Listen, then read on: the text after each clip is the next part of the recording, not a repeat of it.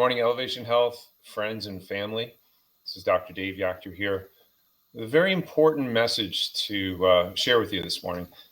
Yesterday I was speaking with a few patients and asking them very pointedly, what are the two most important things that you need to do to maintain the correction, maintain your spine, and really maintain the results.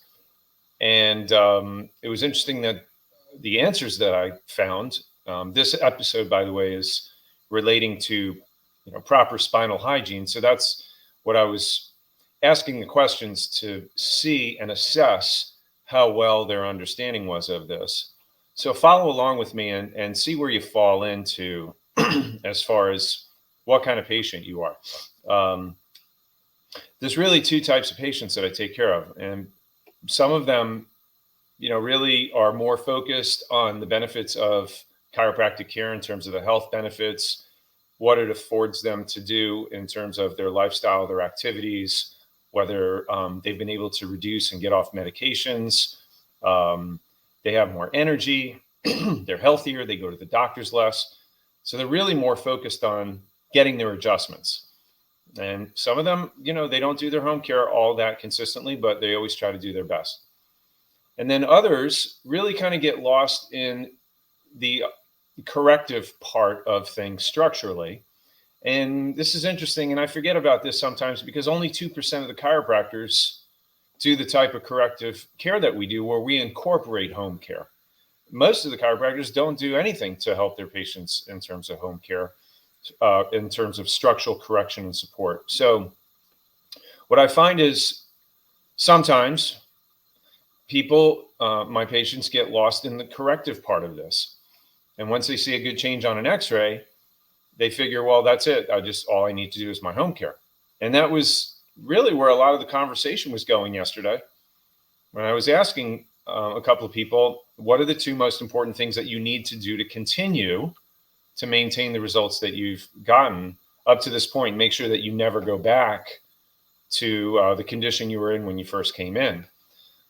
So the answer right away was home care.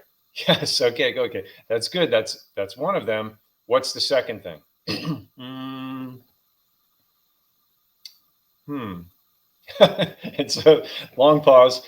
And the other, one person was able to get the adjustment in there. The other person couldn't even come up with the adjustment. So the assumption was all I need to do is continue with my home care once I'm done with my plan. So, I'm wondering how many of you watching this right now are actually thinking along the same lines. So here's what it comes down to. If you go to a dentist, they're going to tell you and recommend for proper dental hygiene, you need to do two things, right? You need to brush your teeth and you need to floss your teeth at the very minimum. And then if you really are a great patient, you're going to be doing the water pick too. And I can tell you that the people who brush consistently, like 3 times a day, and they floss every day, and they even do their water pick, dentists will tell you, rarely, if ever, do they see cavities with these people. They never have to have root canals, and the risk of all that is little to none. So that's what you need for proper dental hygiene. You need to at least brush and floss. Now, if I was your dentist and you told me, I'm pretty good with that flossing, but I hate that brushing, and I'll brush when my teeth start to hurt, that would be almost the equivalent of saying or thinking that I think all I need to do to maintain a healthy spine and nervous system is just do my home care, and I'll just get adjusted, when I feel like I need it, whatever that means.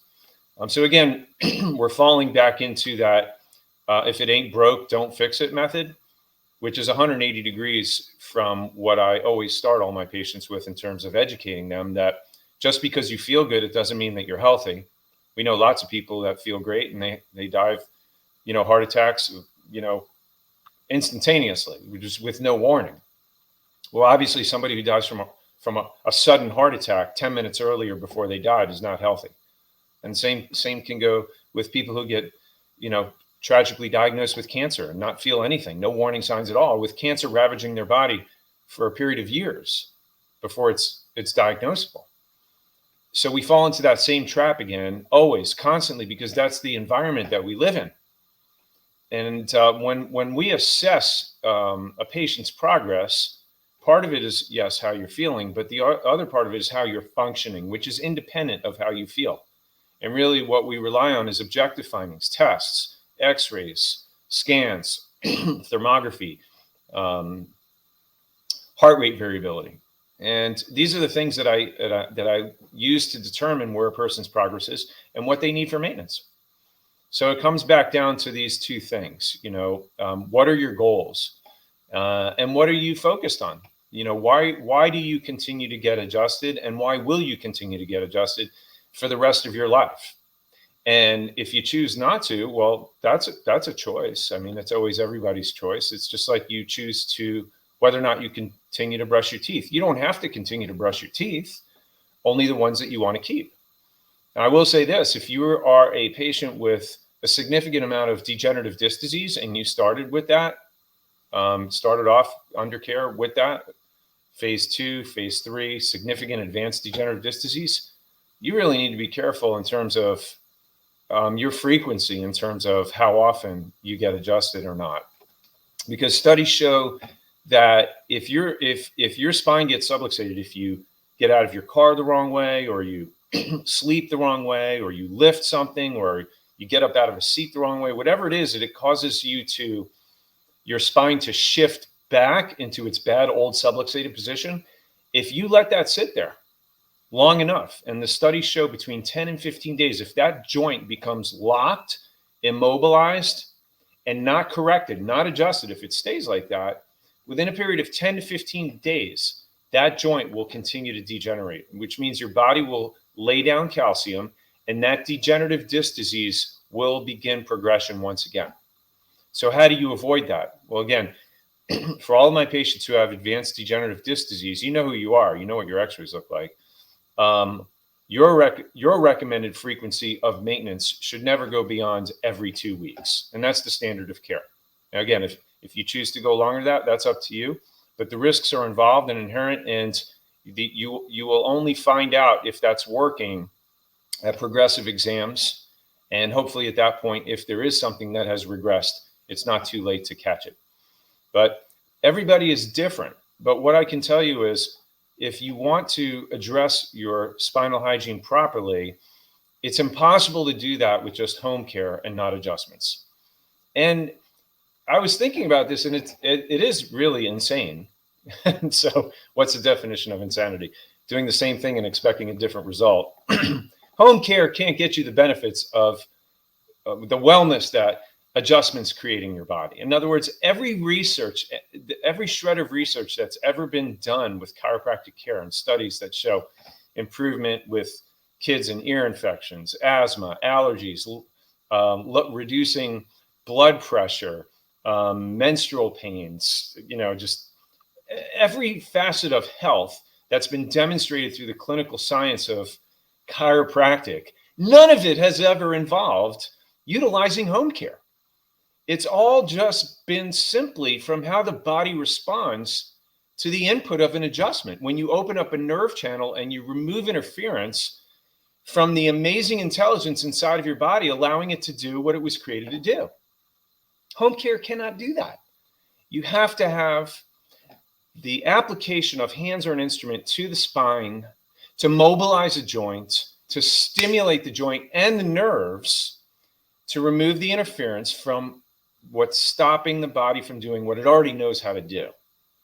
Now, if you apply home care to a properly set vertebrae and adjustment, yes, you can hold that adjustment probably a little bit longer. And that is what I'm recommending. But never, ever, ever does the home care substitute the wellness benefits of what a chiropractic adjustment can do. None of that stuff existed back in 1895, September 8th, when a deaf janitor had his hearing restored. That is the power of a chiropractic adjustment. Home care cannot duplicate that.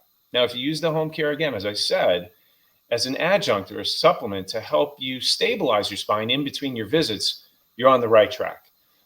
So the The Journal of the Manipulative and Physiologic Therapeutics, I just wanted to share this with you, again, just to punctuate my point. They studied 311 chiropractic patients ages 65 and older who'd received maintenance care for 5 years or longer versus healthy citizens the same age. The chiropractic wellness patients, again, who had been under chiropractic care for 5 years or longer, had 60% fewer hospital admissions, 62% less surgeries, 85% less pharmaceutical costs. So we always talk about, staying out of doctor's offices, off of medication, out of hospitals. And the main crux of that comes through regular lifetime chiropractic adjustments. And that's what these studies point to. None of it addresses home care. None of it includes home care. None of it discusses home care. That only comes from my postgraduate expertise that I share with my patients to help support them with care. And finally, I just want to share a big shout out to Veronica Linky Chow. I love her last name. And she came back. She was a patient under care many years ago, recently came back. And she wrote us a review on Google. She said, I contracted COVID in March 2021 and again in January 2022. I had persistent long COVID symptoms with shortness of breath, fatigue, panic attacks, heart palpitations, neuropathy, urinary, skin problems, and gastric disorders. After much suffering and not much relief, I decided that I would try Dr. Yachter, who had helped me about 10 years previously with acid reflux. It was the right decision because after a month of chiropractic care for the first time in over a year, I'd relieved from most of my symptoms. I know that I need to continue this treatment for some time, but it's worth having my life as I know it back on track. My gratitude to Dr. Yachter and his team. So just wanted to share that with you. Very encouraging for me, because this is what our focus, our purpose, and our mission is, to help people get their life back. So thank you for sharing that. And as always, when you write a review like that, you never know who's going to be reading that. And anytime you write a review like that, you always put it out there so that people reading that would make a good decision for their health and get in the right chiropractor's office. And very often we see that happen, and we covered that and appreciate that so much. So coming up here in a couple of weeks on Tuesday, May 9th, we have our anti-aging and detox blockbuster workshop event. At this event, you're going to learn the single most important factor when it comes to anti-aging and how to extend and improve your quality of life. So the single most important factor, if you don't know that, you really need to be there. How do you look and feel 10 years younger? Who do you know that needs to look and feel 10 years younger, by the way? If nobody asks you that question, I am. And if you know the answer to that, make sure you put your name down on this registration list for this event. It's going to be life-changing. If you want to learn how to increase your energy by 20 to 30%, improve your sleep and your mental clarity, prevent Alzheimer's and dementia, which is now more rampant than ever, be at this workshop, be at this event. You'll learn all of this and so much more at our upcoming anti-aging and detox workshop event. It's coming up Tuesday, May 9th at 5:45. So make sure that if you're in the office, walk up to the front, get your name down on the registration list. Seating's limited, so put your name down. And any guests, family members, friends, loved ones, coworkers, whoever needs to be here, make sure you get them to this event. It's going to be life-changing. So thank you so much for joining me today. I love and appreciate you. Have a wonderful day. God bless.